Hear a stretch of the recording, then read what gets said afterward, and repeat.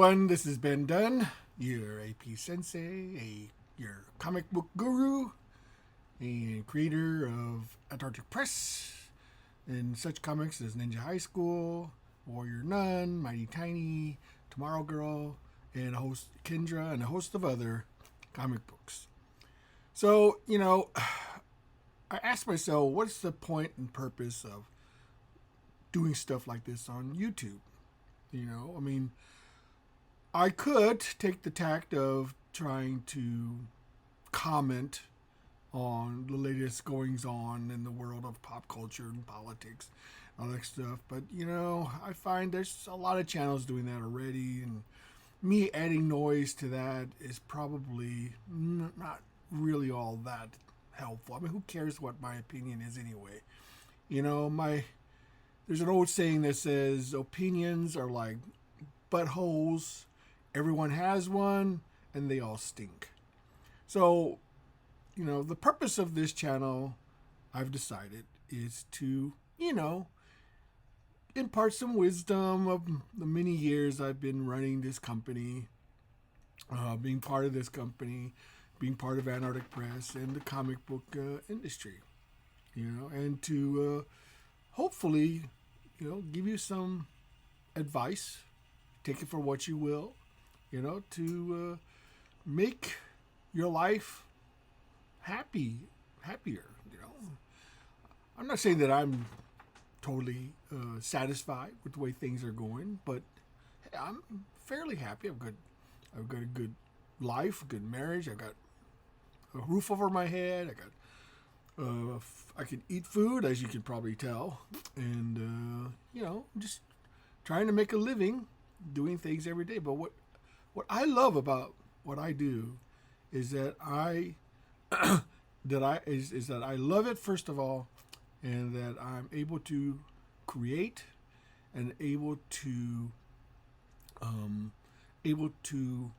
meet people, who are also creative.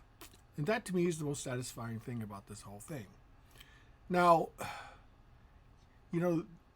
so one of the things I want to try to discuss is what it is exactly that makes a successful publishing company. You think the answer would be obvious, is that, hey, if you make money, you're successful. Yes, that's part of it.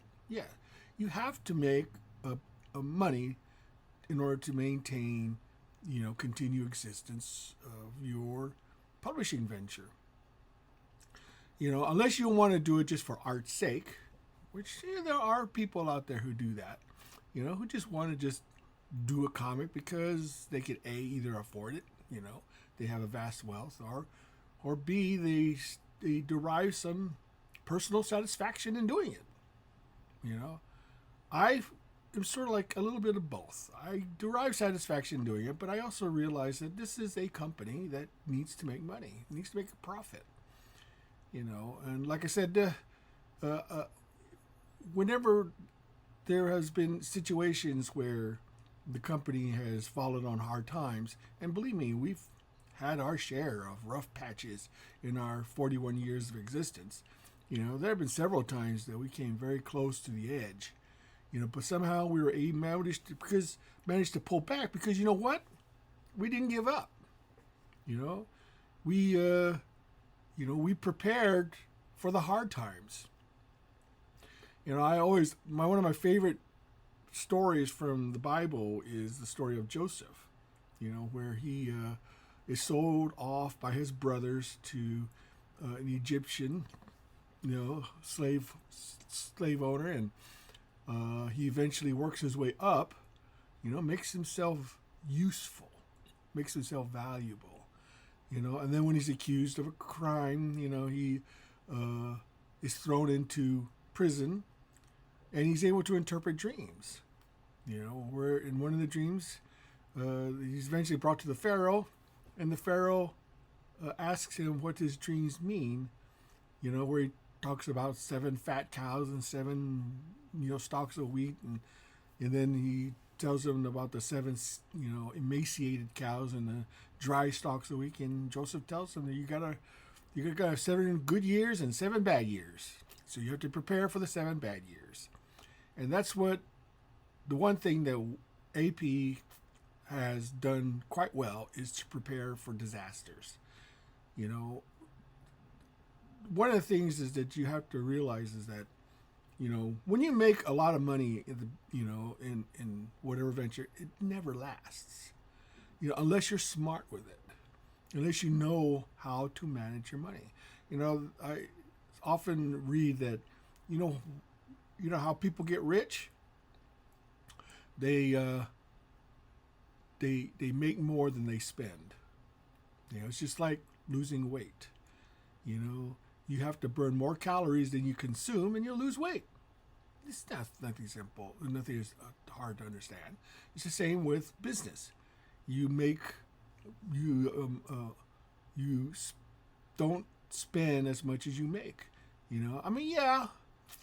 Sometimes you have to go into debt, in order to accomplish something that will hopefully pay off for you in the future. But that's a gamble. You're hoping that your gamble will pay off and that it'll translate into being able to recover, that money that you borrowed or that you're in a deficit for. So my advice for those who are trying to create any type of business, especially in publishing, comic book publishing in particular, is that don't blow your wad. The thing about it is that, you may find you created something that gives you a lot of financial success in the beginning, but you have to reinvest that so that you can continue, in case something goes wrong. Not everything you do is going to have some sort of risk attached to it. And then once you have to prepare for any type of eventuality. I have always, I've noticed throughout the years, throughout the decades we've been in business, that whenever there's something new, people are very excited about it and they want to support it. They want to check it out. They want to see what it is. But eventually, things become,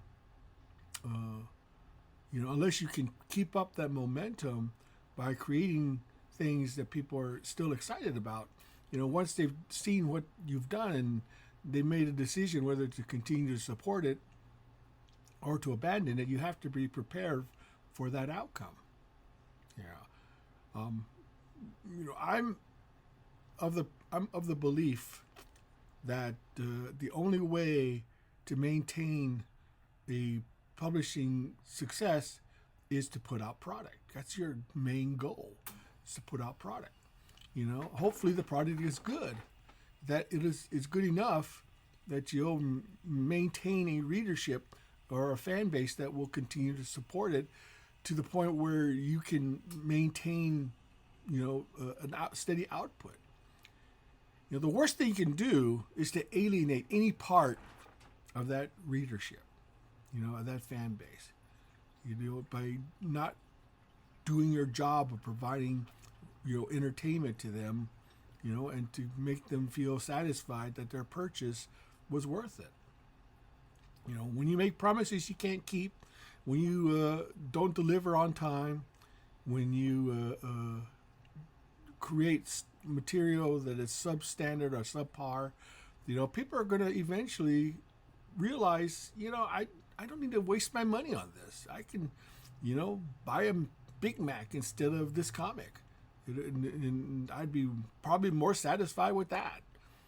And that's the thing, is that you're competing with people's money, and you want to convince them that they are going to support your endeavor. You have to give them value. You have to give them something that is worth it to them.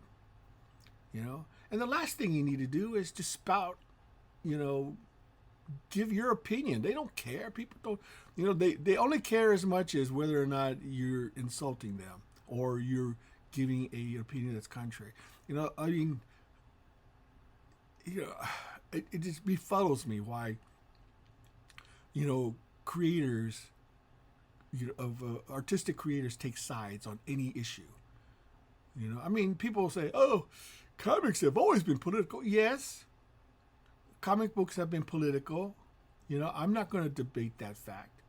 The trouble is that it's one thing to, there's one thing to espouse an agenda, or a belief, in your work, but you have to be smart about it. You don't use a sledgehammer to drive in a nail. The thing is that you can be smart about it. You can be subtle about it. You can wrap it in allegory. You could do it in a way that won't alienate half of your audience. Yeah, you may feel better about it, or you may feel, self-righteous about it, but that's not your job. Your job is to entertain. It doesn't make any sense for creators to take that tact. So, I mean, if you're a publisher or a creator, just shut the hell up.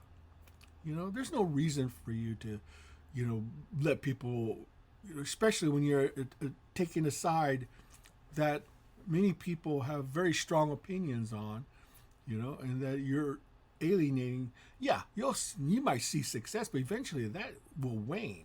And people have long memories, okay? And people will spread the word that this particular creator has views that are in opposition of my own, and I won't support it, and I'll tell other people not to support it. And it just doesn't make any sense. It belies everything that a creator, should be, unless you're a political commentary. That's fine. If you want to do that, then you have to take the consequences of that. And that's another thing is that, freedom. You have the freedom to express, but you're not free from consequence. You can say whatever you want. As long as it doesn't hurt anybody, doesn't harm anybody, you can say whatever you want. But be prepared for the slings and arrows that are going to come your way if you are taking a position that is highly controversial. Yeah. But anyway, I just wanted to give you a little bit of advice to all your would-be creators out there. Is to zip your lip. I mean, don't antagonize half your reader base. It makes no sense. I mean, unless you just want to. Hey, yeah, it's a free country. Do whatever you want, but just be prepared for the consequence. And until next time, this has been Dunn signing off. Just a reminder that I do have a Kickstarter campaign going called Fur Force #1. It's a 72-page graphic novel featuring a plethora of furry superheroes, including Tomorrow Fox, Atomic Mouse, Hoppy the Marvel Bunny, and many others. Today is the last day to back. It ends at midnight tonight on this day of January 30th, 2026, and I hope you'll be a backer. Until next time, this has been Dunn signing off.